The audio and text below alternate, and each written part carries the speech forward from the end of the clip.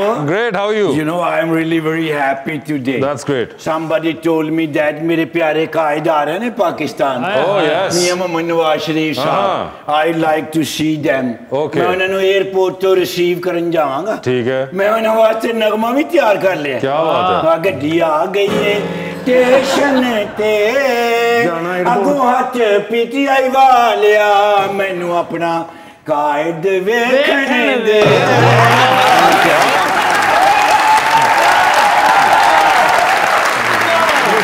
मियां साहब को माइनस करते करते मियां साहब प्लस हो गए, इमरान खान माइनस हो गए। इन्हां प्रवेश भट्ट साहब यस इन्हां को मैं 4000 रुपए लेना है। अच्छा ਨਾਲ ਮੇਰਾ ਜਵਾਬ ਹੈਗਾ ਇਹਨਾਂ ਨੇ ਮੈਨੂੰ ਉੱਥੇ ਹੋਰ ਬੱਜੇ ਉੱਤੇ ਨਾਰੇ ਲਾਉਣ ਵਾਸਤੇ ਬੁਲਾਇਆ ਸੀ। वो जो पंजाब असेंबली के बाहर जो हुआ था। जी ਉੱਥੇ ਮੈਂ ਨਾਰੇ ਲਾਏ ਤੇ ਇਹਨਾਂ ਨੇ 4000 ਮੈਨੂੰ ਦਿੱਤੇ ਹੀ ਨਹੀਂ। अच्छा ਉਹ ਆਪਣਾ 8 ਲੱਖ रुपए ਦਾ ਪਰਸ ਵਿਖਾ ਕੇ ਚਲੇ ਗਏ। हाँ जी आज मैंने मेरा 4000 वो भी मेरी अम्मी का बैग था जो मैं शनेल का कैरी करती हूँ। वो मेरी अम्मी ने मियां साहब के टाइम पे लिया था। अब तो इतनी महंगाई होगी बैग भी नहीं खरीद सकते। वो हालात ही नहीं ना रहे, वो वारदात से ही नहीं रहे वो बैग।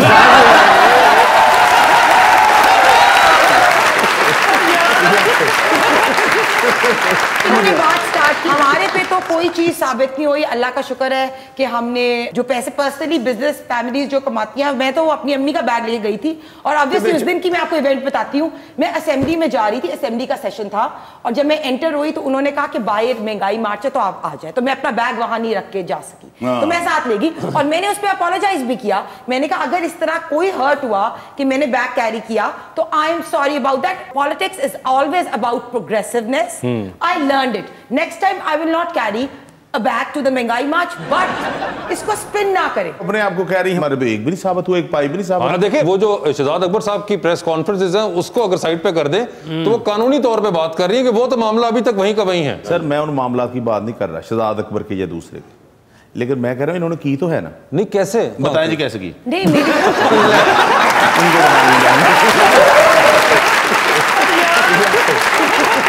एयरपोर्ट का किराया भी मैं जाऊँ। ये सही कह रही है। सारी आवाम जो है वो नवाज शरीफ साहब का बिल्कुल हमारे कायद का वेट कर रही है। बहुत ही जल्द वो आएंगे और अभी तो उन्होंने सिर्फ ऐलान किया है कि मैं आ रहा हूँ, तब से इनको मुसीबत पड़ गई है। बाजी मैं एयरपोर्ट पे जाना राणा शहबाज गिल साहब को मिलने आके जो छिड़ी ना तू पैदल ही जाना। वो वोट पाके थे मेरे मियां साहब ने बढ़ाओ मियां से नारे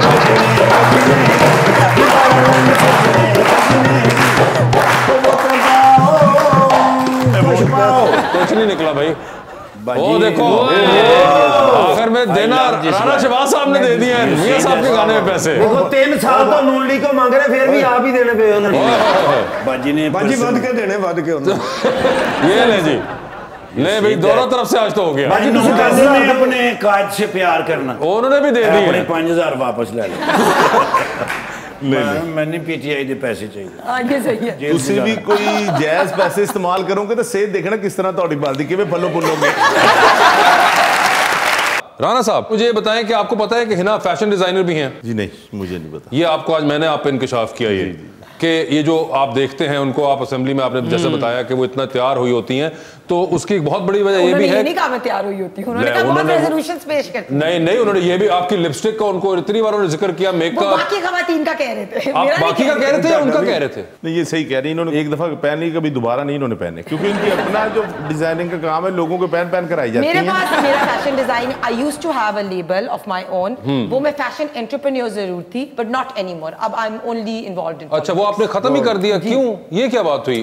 लोग ही लेंदे पता है इतनी महंगाई होगी लोग खरीदते ही नहीं है। ओए होए होए ये देखे इसका भी इल्जाम आप लोगों पे। अभी इनकी शादी गुजरी है। हाँ। जरा इनके सूटों के और इनके हालात देखें तो आपको पता लगेगा। अच्छा मरियम नवाज साहबा के मुझे एक बात बताएं आपकी नजरें हमेशा औरतों के मेकअप उनके जोड़ों उन चीजों पे होती है आप लोगों को और कुछ नहीं नजर नहीं? मैं बड़ा सादा आदमी मुझे तो अब पता है कि पर्स भी 10-10 लाख का होता मुझे तो ये भी नहीं पता। राणा साहब कुछ नहीं ना होता। नहीं मगर फिर भी एक फैशन सेंस तो होती है तो आपको चाहिए कि अगर आपको एक फैशन कंसल्टेंसी हो तो आप कम से कम वो तो उनसे करवा सकते हैं। नहीं मैं करूंगा इनसे मशवरा। बिल्कुल मशवरा करें आप असेंबली में कुछ तो बोलें। ये कपड़े कोऑर्डिनेट करने के लिए ने मुझे पूछा था अच्छा, ये आपने इनसे पूछा था? नेक्स्ट टाइम ये असेंबली में आएंगे तो मैं बता दूंगी कौन से कलर के कपड़े पहने। शहबाज गिल को कोई काम नहीं है सवाई ये देखता मरियम बीबी ने क्या पहने है, मरियम औरंगजेब ने क्या पहने है, अजमा बुखारी ने क्या पहनना है। वो तो अपनी ट्विटर पे भी सिर्फ यही लगा रहा था किसने क्या पहना है। अच्छा, उनसे कहे कि अवाम के मसलों पे जरा मरियम बीबी या मरियम औरंगजेब या और कोई जो भी पहनता है ना उसके बारे में फिक्र ना करें, अवाम के ऊपर जरूर फिक्र करें। मगर देखिए क्या पता है ना, वो आप लोगों के एस्थेटिक से खुश होते हो, देख के इंप्रेस हुए हो, तो इसलिए वो जिक्र करते हैं बार बार कि इतने जबरदस्त कपड़े पहने। इनसे क्या ये इंप्रेस्ड है ना, फिर आप मरियम बीबी से इंप्रेस्ड हैं? जी बिल्कुल इंप्रेस्ड। अच्छी बात है। देखिए अभी बेनजीर भुट्टो शहीद की भी जब डेथ एनिवर्सरी थी तो हमने लिखा था she is a leader, she was a leader who stood up for democracy, for women rights, she has a struggle. तो बिल्कुल मरियम बीबी को भी एज अ लीडर हम देखते हैं। She is come out as a symbol of defiance, the way she speaks, her courage, her bravery, everything is अपलॉडेबल।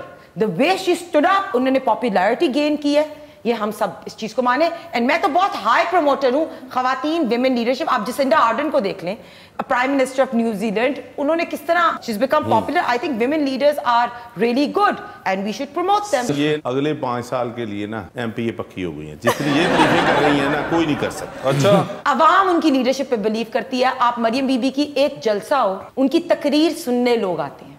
वाह वाह। MP एक सीट पक्की करने की बात नहीं है। She is a leader, she has proved to be a leader, she is one person who is doing the right opposition। मुझे हमारा एक सेगमेंट है, हम आवाम को मौका देते हैं कि वो आप लोगों से अगर कोई सवाल पूछना चाहें तो वो पूछ लें। तो प्लीज जरा माइक दीजिएगा, अपना नाम बताइएगा सर, और प्लीज किसको सवाल है ये बताइएगा। जी अस्सलाम वालेकुम, मेरा नाम उमर है और मेरा क्वेश्चन सर से है कि जब से आपकी हुकूमत आई है रोज़ कोई ना कोई नया टैक्स अवाम पे लग रहा है, आप अपनी मर्जी का टैक्स लगा रहे हैं, लेकिन फिर भी आपसे जो महंगाई कंट्रोल नहीं हो रही, तो ऐसा कौन सा फैक्टर है कि जिसे आप कहते हैं कि अगर ये ठीक हो जाए तो महंगाई अब कंट्रोल कर देंगे? जब से ये गवर्नमेंट आई है इसको काफ़ी ज़्यादा कर्जों का बोझ था इस गवर्नमेंट पर। इन्होंने ऐसे मंसूबे शुरू किए थे जिनको अगर ना मुकम्मल करते तब भी ज़्यादा नुकसान था, जैसे ऑरेंज ट्रेन है, और उनके लिए हुकूमत को काफ़ी खसारा पहली दफ़ा ज़िंदगी में हुआ है कि कोरोना आ गया है, जिससे साल आपके काम बंद रहे हैं और सारा निज़ाम बंद रहा है, दुनिया में आपकी ट्रेडिंग बंद हो गई थी। उस वजह से काफ़ी मुश्किलात का सामना करना पड़ा और पूरी दुनिया में महंगाई हुई है। अगर आप बाहर जाकर देखें, अगर आपके अजीज़ बैठे हैं तो उनसे पूछें, पाकिस्तान से ज़्यादा महंगाई बाहर हुई है। बाकी जो है टैक्सेस की आप बात कर रहे हैं, तो अगर आवाम को आपने सहूलियत देनी है तो आवाम को टैक्सेस देना पड़ेंगे। दुनिया में देखे लोग कितने कितने टैक्स दे रहे हैं, यहाँ पर तो टैक्स ना होने के बराबर है। बहुत अच्छा। जी और कोई सवाल किसका? जी जी आप ही। अस्सलाम वालेकुम सर, मेरा नाम खालिद। सर खान साहब तो कहते थे कि हमारे पास बड़े बड़े माहिर माशियात हैं और हम 100 दिनों में महंगाई ख़त्म कर देंगे। सर अब क्या हुआ? ओए होए होए, बहुत ही बहुत ज़्यादा खुश हो गए ना, सिर्फ गोड़ वाले चौल खाता है। जी सर, आप कहते थे कि ये कर देंगे, तो कहा क्या हुआ? जब आदमी उस जगह पर आता है तो फिर उसको उस मुल्क के मसाइल का पता लगता है, कितने हमें रिजर्व चाहिए, कितने पैसे चाहिए मुल्क को चलाने के लिए। हमारे ग्रे लिस्ट में मुल्क पहले से डला हुआ, उसको निकालना है। तो ये सारे मसाइल थे। खान साहब ये समझे कि मैं इसको ठीक नहीं कर सका तो वो अगले दिन छोड़ देंगे, ऐसा कोई मसला नहीं। इन लोगों ने वादे किए 50 लाख घर, इनसे पूछे कितने घर बने। इन्होंने वादे किए करोड़ों नौकरियों की, कि नौकरियों की बारिश होगी, लोग बेरोजगार, जो हमारे लोग थे भी बेचारे जिनके पास नौकरियां थी वो भी बेरोजगार हो गए।